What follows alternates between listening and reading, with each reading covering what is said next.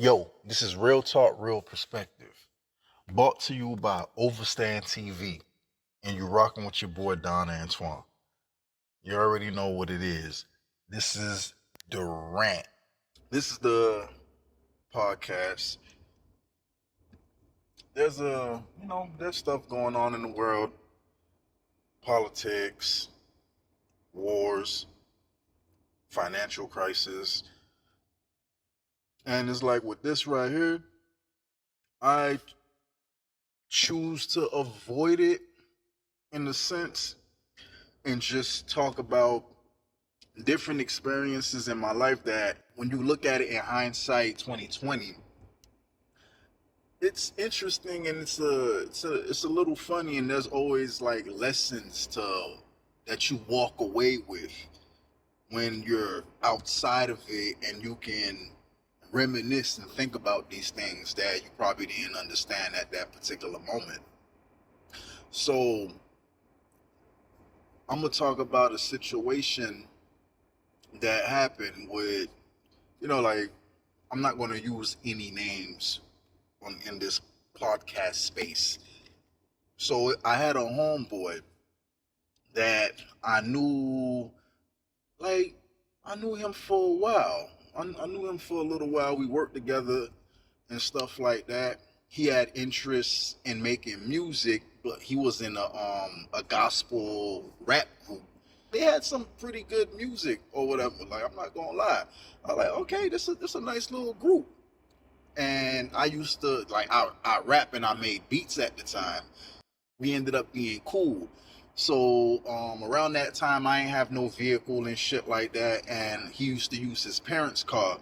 So he'll come scoop me up for work and shit. You feel me? So like we became like real fucking cool. So long story short, he ended up leaving the location. I'm still there and shit like that. He ended up getting married, but prior to him getting married, he was like, he told me, like, he's engaged and this, that. He proposed to his girl. And I'm like, okay, Dad, congratulations, bet. That's cool. I'm happy for you. This, that. When's the wedding? Da da da da. He was like, man, ain't gonna be no wedding and this, that. We're just gonna do like the courthouse thing. I was like, all right, bet. Let me know. Then from there, he ended up pulling up a picture. And I'm like, her name's such and such. He was like, how you know her? I said, I went to middle school with her. I was like, yo, she was like fully developed in middle school, like big titties, big ass, thighs, like fully developed. He was like, yeah, she's still thick now. He was like, why you looking like that for? I said, bro, I'm gonna keep it real with you. He was like, man, yo, like, keep it real with me. What happened? I said, yo, they used to run trains on her. Like, she was considered a such and such. And I said, and this was in middle school. Now, people change. She's in the church, this, that, and plus, da, da, da, da. I'm like, okay, man, yo, if you, all right. Like, it's nothing. You get what I'm saying? So, fast forward, mind you, I told him this information. Fast forward, he still end up marrying her or whatever. They end up getting their little spot. They got their little spot. They have their son. And he's working overnight, and she's supposed to be a stay-at-home mom, whatever the case may be. Then he ended up calling and venting to me like, man, damn, man, like, the crib dirty, this girl be sleeping all day. And I'm like, why she sleeping all day? I'm like, he didn't really want to elaborate on it, but come to find out, she was going out and partying, hanging out and stuff like that. And it was neglecting basically the child. He'll come home from work and he get to snapping on her. And, I'll listen, I'll give him some advice and shit like that. Mind you, I got my own little spot or whatever. Like, I'm living my little bachelor life and shit. I got a couple little things sliding through around that time. But, I was just focused on making my music, and I was just focused on, like, just paying my bills, doing what I need to do. I ain't have any kids at the time.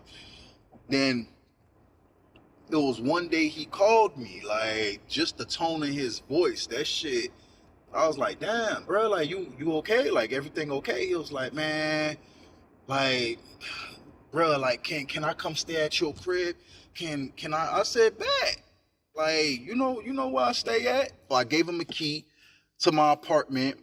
Like, I told him he could stay as long as he want. No pressure, no anything, bro. Like, just, just get your mind right or whatever and figure out what it is that you're gonna do regarding this situation that you're in this marriage or whatever. And when we was at the crib, never really spoke on it, never really talked about it. We just, like, I'll be working on music or I'll be working on beats, or we'll do a little collaboration on the beats. We'll order pizza and we'll watch sports. You feel me? Just bonding and hanging out. And one thing about me, like I'm a genuine dude. Like, when it comes to like people that's actually genuinely my friend, I really fucks with you. And if there's anything I can do, I'm not looking for anything in return. Like, point blank period. Like, I'm not that type of person. So boom, I guess the reconciliation process ended up happening.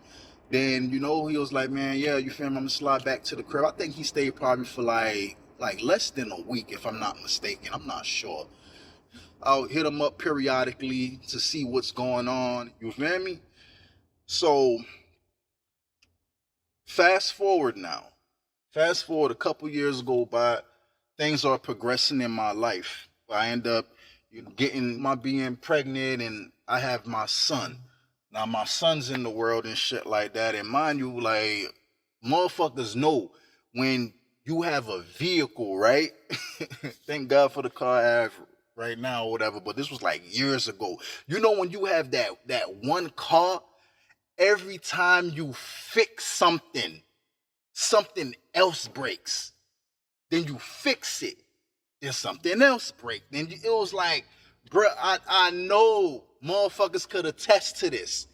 Having a vehicle, every time you fix something, it's like, yo, what the fuck? Why didn't the mechanic tell me that it had another problem? But that's for another podcast. So boom, my son is in the back seat. I'm on 95 and shit like that. I'm on the highway. My son probably like three. I'm gonna say he was probably like 3 at the time. And something happened with the whip. And I'm like, fuck, not on 95, please, bro, not on 95. And I'm like, I got my son in the back seat, but he knocked out. I'm constantly looking at him, cars flying by, boom, boom. I'm like, fuck, all it takes is for one person not paying attention to the road. Literally, I'm like, man, yo, I got to get the fuck off this highway, this, that, da-da-da. I call him. I'm like, man, yo, bruh, like, I'm on 95. I'm right here by such and such. Like, yo, like, I don't know what's up with the whip. Maybe it's the battery. I need you to pull up on me. I need a jump. I need something, bro. Like I really need you to pull up on me or whatever. All right, man, I get off of work at 11 and this, that, da-da-da. I was like, okay, boom, right now it's 10:55. All right, cool. When you get off, like, hit me up. This, that, bet. Boom, 11:15 hit. I call his phone. It goes straight to voicemail. So I'm blowing his phone up. Straight to voicemail, straight to voicemail, straight to voicemail. I'm like, the fuck? So I ended up calling my BM mom. Then she ended up pulling up on me where, like, all I wanted her was to do was just, like, take my son home. Nah, no, I could give you a jump, this, that. Nah, I don't want you out here like that, da-da-da-da. Just, just take him home. So from there, I ended up calling a tow truck. Boom, the tow truck came and scooped me up. And mind you, you feel me? And I know everyone could attest to this too, where it's like, yo, I'm literally about to spend my last, bro. Like, that $100 and something that I had at that time, that shit was supposed to rock for you. Supposed to make that bitch stretch.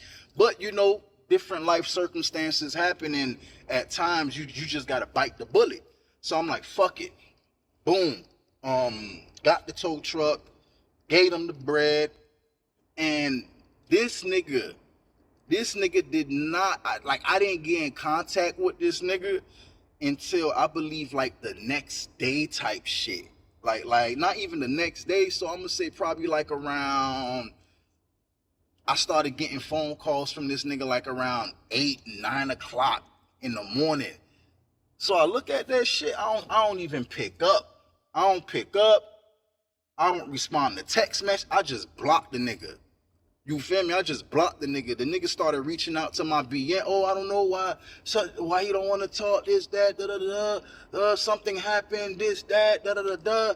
You feel me? Reaching out to my, like, I don't know other people that like he reached out to, but I know my BM ended up coming to me like, man, yo, talk to such and such. He, something happened. I'm like, nah, bro. Like, it don't. Friendships don't work like that. You feel me? Like, friendships do not work like that. If I was there for you in your time of need, you get what I'm saying? And what I was asking for was very minimal.